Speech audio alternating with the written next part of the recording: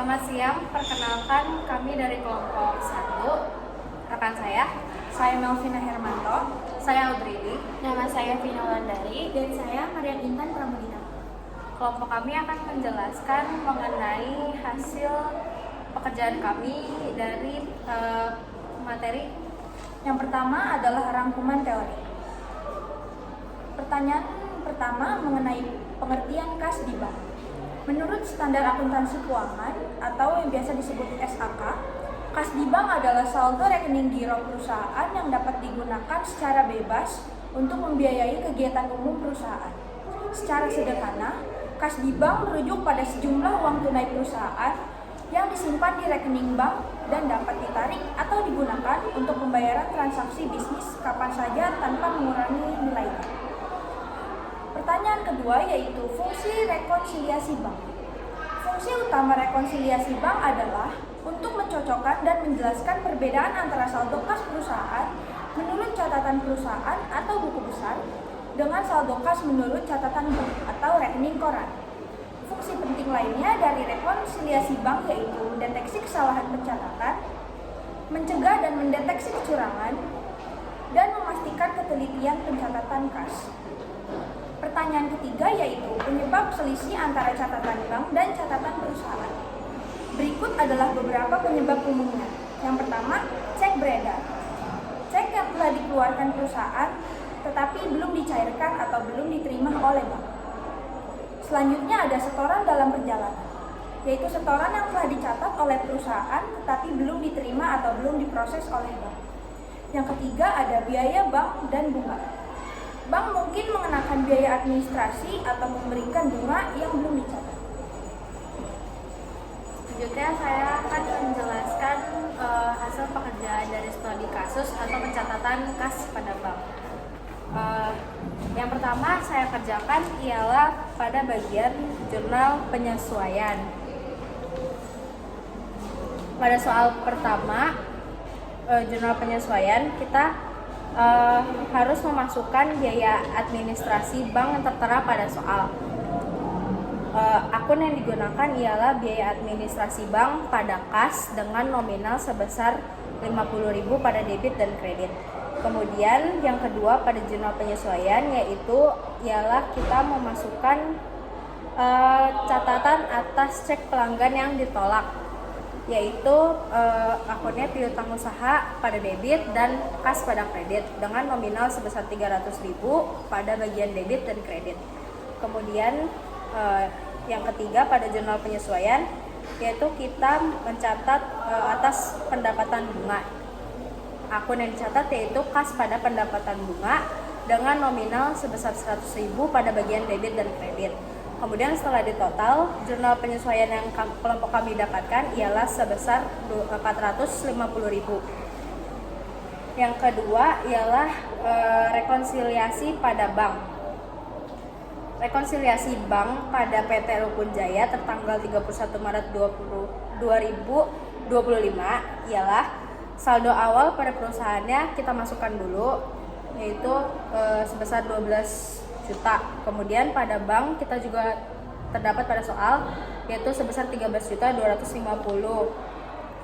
Kemudian kita masukkan biaya yang perlu ditambahkan pada perusahaan. Terdapat pada soal yaitu yang ditambahkan pada perusahaan ialah biaya pendapatan bunga pada bank sebesar 100.000. Sedangkan pada bank yang ditambahkan ialah akun setoran dalam perjalanan.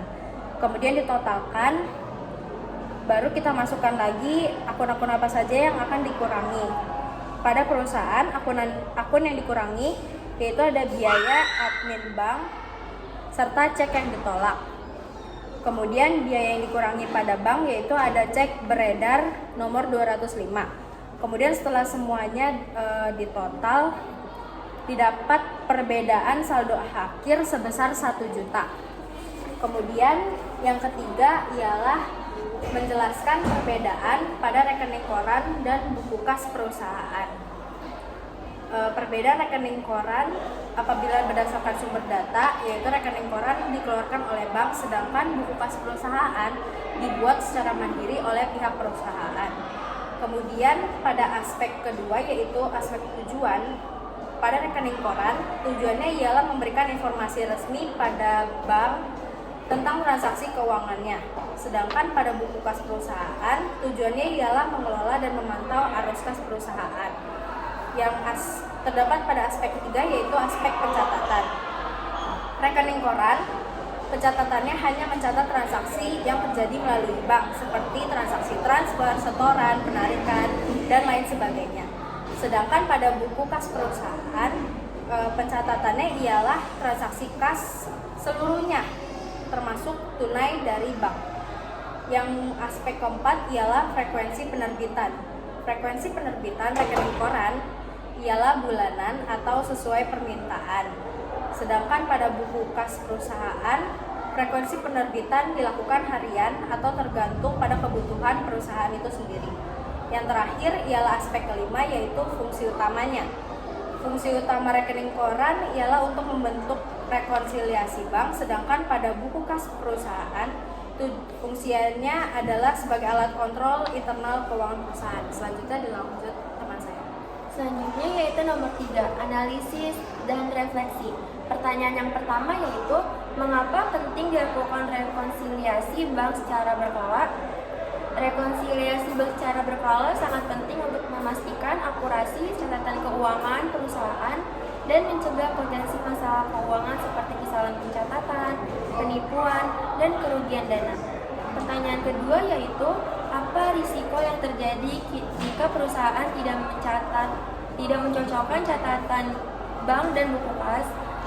Yaitu jawabannya, tidak mencocokkan catatan bank dan buku kas dapat menyebabkan ketidaksesuaian dalam laporan keuangan, kesulitan dalam mengelola arus kas, dan potensi penipuan atau penggelapan. Jika perbedaan saldo tidak diatasi, perusahaan dapat kehilangan kontrol atas asetnya dan kesulitan dalam membuat keputusan finansial yang tepat. Pertanyaan terakhir yaitu, siapa yang biasanya bertanggung jawab atas proses ini di perusahaan nyata? Jawabannya yaitu, tanggung jawab atas proses di perusahaan biasanya dibagi di antara beberapa posisi di manajemen, tergantung pada posisi, jenis proses, dan skala perusahaan. Secara umum, direktur operasional, general manager, atau business manager bertanggung jawab atas proses bisnis yang besar atau strategis.